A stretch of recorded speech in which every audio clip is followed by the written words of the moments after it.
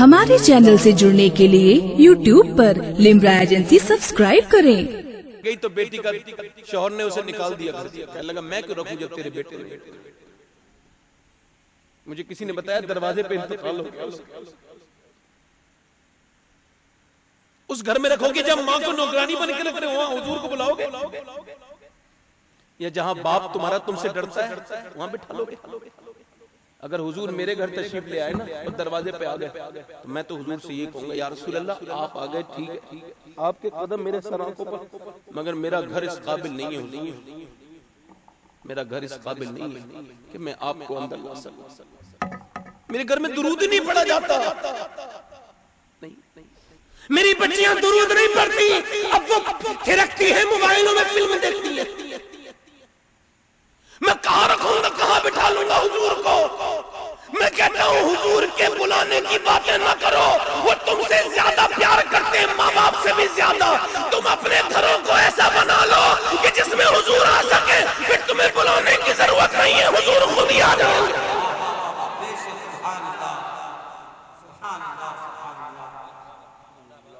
اللہ کے رسول کی بارگاہ میں صحابہ کرام آئے ہیں، بہت دھیان سے میری تقریر یہاں سے سنیے گا، صحابہ کرام آئے آکے عرض کرتے ہیں حضور یہ جو آپ کی تبلیغ ہے نا، آپ کی یہ جو بے شمار بے مثال تبلیغ ہے، حضور کی تبلیغ پر صحابہ اجرت دینا چاہتے تھے، کوئی آپ کو خدمت کرنا چاہتے تھے، وہ کہتے ہیں حضور ہم آپ کی تبلیغ پر آپ کو کچھ اجرت کچھ بدلہ دینا چاہتے ہیں، آپ کو اجر دینا چاہتے ہیں۔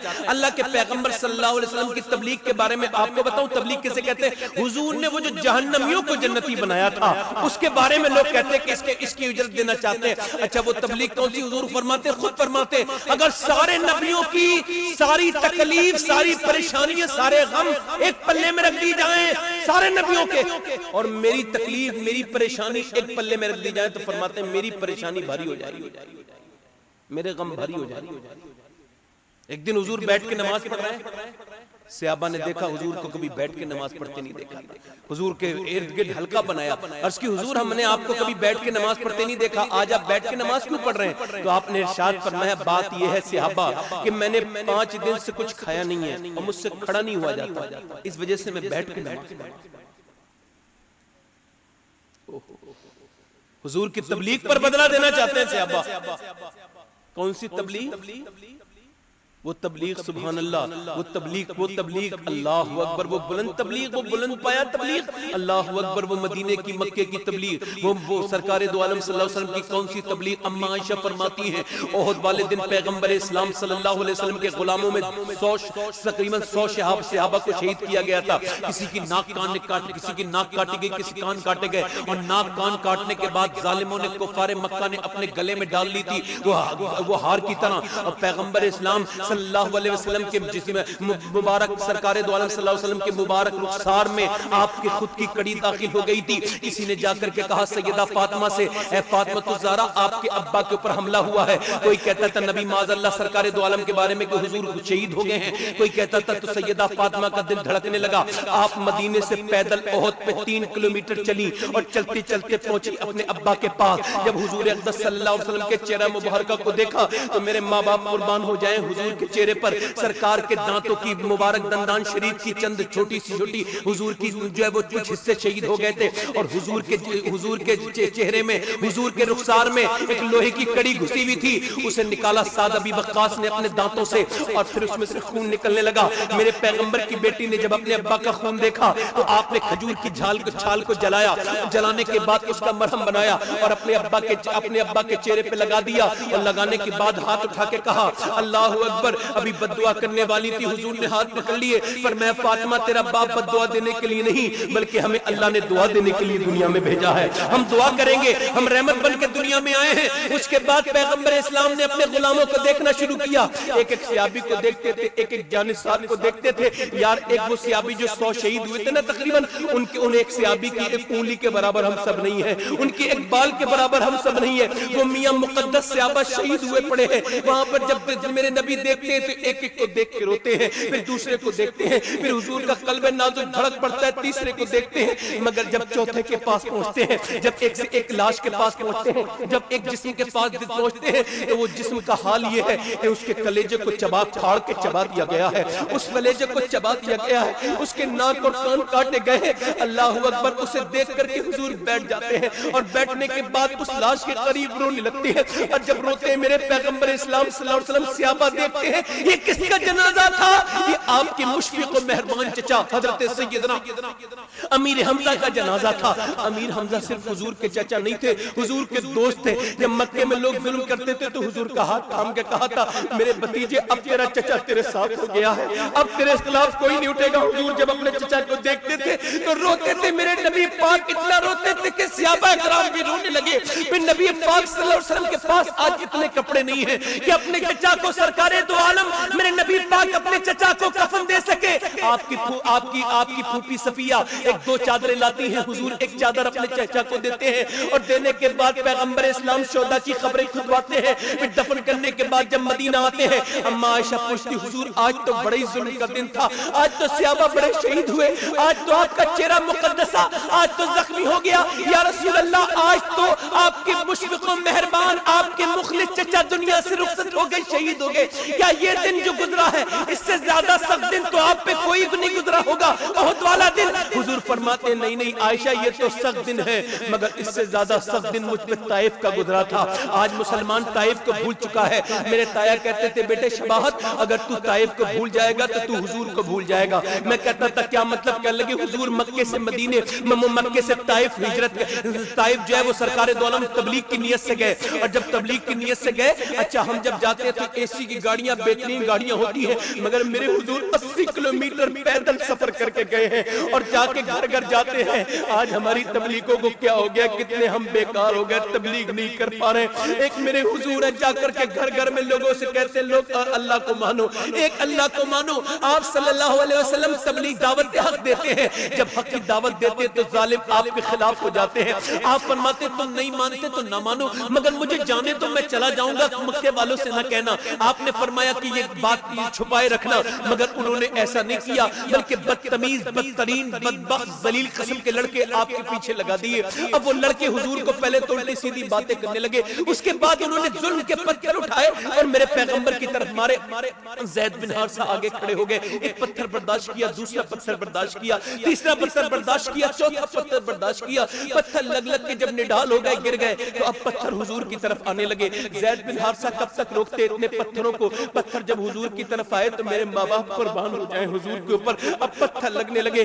سوچو تو یار ذرا غور تو کرو، کہاں میرے نبی کھڑے ہیں، کتنا لمبا سفر طے کر کے آئے تھے میرے حضور، اور میرے نبی کچھ کہتے تھوڑی تھے ایسی کوئی بات۔ اللہ کے رسول کے اوپر انہوں نے پتھر مارنے شروع کیے، حضور کے اتنے پتھر مارے کہ حضور کی ایک پاؤں اٹھاتے تھے تو دوسرے پاؤں پہ مارتے تھے، جب پہلا پاؤں اٹھاتے تھے دوسرے پہ مارتے تھے، جب پہلا اٹھاتے تھے تو پھر اس پہ مارتے تھے۔ حضور بیٹھ گئے تو اٹھا اٹھا کے حضور کو مارتے ہیں۔ آپ کو معلوم ہے کتنے پتھر مارے؟ پتھروں میں کوئی نوک تو نہیں ہوتی نا، پتھر کوئی تیر تو نہیں ہوتے نا، اتنے پتھر مارے کہ حضور کی نالین خون سے بھر گئی۔ آپ کو پتہ ہے کیوں بھر گئی؟ حضور کی اتنے پتھر مارے تھے کہ میرے نبی کی پنڈلیاں پھٹ گئی تھی دونوں۔ اللہ اکبر، پورا جسم لہو لہان ہو گیا تھا۔ اللہ اکبر، میرے پیغمبر اسلام کو زید بن حارثہ نے اٹھایا، اٹھانے کے بعد لے کے چلے تو جبریل آ گئے، عرض کی حضور اللہ فرماتا ہے آپ کہیں تو اس بستی کو برباد کر دیا جائے؟ کہا نہیں نہیں، یہ ایمان نہیں لائیں تو ان کی نسلیں ایمان لے کر کے آئیں گی۔ میں رحمت عالم بن کے دنیا میں آیا ہوں، میں بد دعا نہیں کروں گا۔ یار کوئی ایسے بھی دعا کر سکتا ہے؟ آپ کو پتہ ہے میرے نبی اسی حالت میں سفر کر کے مکہ آئے۔ جب مکہ آئے تو وہ جو پنڈلیوں کے زخم تھے نا، وہ جو جسم پہ زخم تھے، آپ کو پتہ ہے ان زخموں پہ مرہم لگانے والا کون تھا؟ کوئی اور نہیں تھا، وہ سیدہ فاطمہ الزہرا تھی۔ 8-9 سال کی بچی زخم کو مرہم لگاتی تھی۔ بتاؤ اس بچی کے دل پہ کیا گزرتی ہوگی جس کے باپ پر اتنا ظلم کرتے ہیں لوگ۔ یہ کربلا کا ابتدائیہ سنیے، یہ دیواچہ سنیے، کربلا کی شروعات تو مکے سے ہو گئی تھی۔ اللہ اکبر، ذرا غور تو کریں، میرے پیغمبر کی بیٹی صلی اللہ سیدہ فاطمہ الزہرا مرہم لگاتی آتی ہے, لگاتی جاتی ہیں, روتی جاتی ہیں. اور ایک دن عرض کرتی تھی سیدہ فاطمہ, ابا یہ لوگ ہمارے گھروں پہ کیوں مارتے ہیں پتھر, یہ بتائیے یہ پتھر کیوں مارتے ہیں؟ کبھی یہ پتھر میرے لگتا ہے, کبھی امی کے لگتا ہے, کبھی میرے لگتا ہے, پتھر کیوں مارتے ہیں ہمارے گھروں میں؟ بتاؤ اس بچی کے ذہن پہ کیسے اثرات مرتب ہوتے ہوں گے جو بچپن میں 6 سال کی ہے, اس کے گھر میں پتھر آ رہے ہیں. اللہ اکبر, پتھر کتنے مارے میرے نبی کریم کے, پتھر مارتے تھے, گالیاں بکتے تھے. حضور ایک دن کعبے میں نماز پڑھ رہے تھے, ایک ظالم نے میرے حضور کی گردن دبا دی, گردن دبائی تو مبارک آنکھیں باہر کو آنے لگی. اللہ اکبر, ایک دن نبی پاک نماز پڑھ رہے تھے تو اونٹ کی اوجڑی اوپر رکھ دی میرے حضور کے اوپر, بھاری اونٹ کی اوجڑی کے نیچے میرے حضور کا ہے. اب یہ سمجھتے ہیں ان سے وہ اونٹ کی اوجڑی اٹھتی نہیں ہے, مگر جس کے غلام نے 2 انگلیوں سے خیبر کا قلعہ اکھاڑ کے پھینک دیا ہو اس کے بارے میں یہ خیال خام ہے. مگر میاں وجدو وقترب کے مزے کے تحت حضور نے سجدہ لمبا کر دیا. کسی نے جا کر کے سیدہ فاطمہ سے کہا, جاؤ اپنے ابا کی خبر لو, آپ کے ابا کے اوپر اونٹ کی اوجڑی رکھ دی گئی ہے. میری بیٹیاں سنیں تو, میری بہنیں سنیں تو, فاطمہ کے درد کو تو سمجھے. 8-9 سال کی بچی دوڑتی ہوئی آئی, دیکھا باپ کے اوپر اونٹ کی اوجڑی رکھی ہے, اپنے ہاتھوں سے اونٹ کی اوجڑی ہٹانے لگی. اور اونٹ کی اوجڑی ہٹانے کے بعد پھر دیکھا حضور کی زلفوں پہ لگی ہوئی قلادت پانی لے کے آئی اور پانی حضور کی زلفوں پہ ڈالنے لگی. جب حضور کی زلفوں پہ پانی ڈالا تو پھر حضور نے اپنی بیٹی کو دیکھا. آج مکے میں باپ بیٹی کے علاوہ کوئی نہیں ہے, بیٹی باپ کو دیکھتی ہے, باپ نے اپنی بیٹی کو دیکھا, چھوٹی سی بیٹی پانی ڈال رہی تھی, حضور کو محبت آ گئی, سرکار کی آنکھوں میں آنسو آ گئے. اللہ اکبر, جب آنسو آئے تو بیٹی معلوم کیا کہتی ہے, ابا جان آپ روئیے مت. میری امی کہتی تھی اللہ آپ کو ایک دن وہ آئے گا کہ میرا اللہ آپ کو بہت عزت عطا فرمائے گا, آپ غم نہ کریں ابا جان. اللہ اکبر, ذرا غور تو کریں میرے نبی پاک صلی اللہ علیہ وسلم پر کیسا انہوں نے زندگی تنگ کی, ظلم کیے, مظالم ڈھائے کہ آج لاک ڈاؤن لگاتا تو 2-3 مہینے رہنا مشکل ہو گیا, مگر میرے حضور کو 3 سال لگاتار شیب ابی طالب میں سے ان ظالموں نے رکھا. حضور فرماتے میرے قبیلے کے بچے جب روتے تھے تو ان کے رونے سے مکے, ان کے رونے سے پہاڑوں کے دل چر جاتے تھے, مگر کب مکے کی کافروں کے دلوں پر رحم نہیں آتا تھا. اللہ کے رسول فرماتے ہم 5 قریشی ایک پرانا چمڑا بھگو کے اور 5 دن کے بعد کھاتے تھے, پرانا چمڑا کھاتے تھے, پیڑوں کے درخت کے پتے کھاتے تھے. میرے حضور فرماتے ہیں میری بیٹی سیدہ فاطمہ بھی بھوکی رہتی تھی, وہ خدیجہ جس کے پاس بے شمار دولت تھی وہ میرے ساتھ 7 دن بھوکی رہی ہے, 8 دن بھوکی رہی ہے. اللہ اکبر, پھر اور ظلم کرا, اتنا ظلم کیا حضور پر مکے میں کہ نبی نے مکہ چھوڑا. میں نے کہا حاجی تو مکے چھوڑتے وقت رو کیوں رہا ہے؟ کہنے لگا سید صاحب 20 دن رہا ہوں مکے میں تو کعبے کی محبت بڑھ گئی, کعبہ جگہ ایسی ہے. میں نے کہا یار تو نے تو 20 دن گزارے ہیں, میرے حضور کے بارے میں تو سوچ کہ میرے حضور نے تو بچپن بھی مکے میں گزارا تھا کعبے کے قریب, حضور کا گھر تو بالکل کعبے کے قریب تھا. حضور نے تو 53 سال کی زندگی کعبے میں گزاری تھی, اور جب کعبے کو چھوڑ کے جاتے تھے تو پھوٹ پھوٹ کے روتے تھے اور کہتے تھے کعبے میں جا رہا ہوں, میرا بچپن تیرے قریب گزرا ہے. اور جب کعبے کو چھوڑ کے آئے, اللہ اکبر, جب فتح مکہ والے دن واپس آئے تھے نا تو انصار صحابہ بیان کرتے حضور ہمیں لے کے گئے اور کعبے میں کھڑے ہو کے کہتے تھے یہاں میں رہتا تھا, یہاں میری خدیجہ کا گھر تھا, یہاں میرے باپ کا گھر تھا, یہاں میری ماں کا گھر تھا, مگر ان ظالموں نے کتنا ظلم کیا.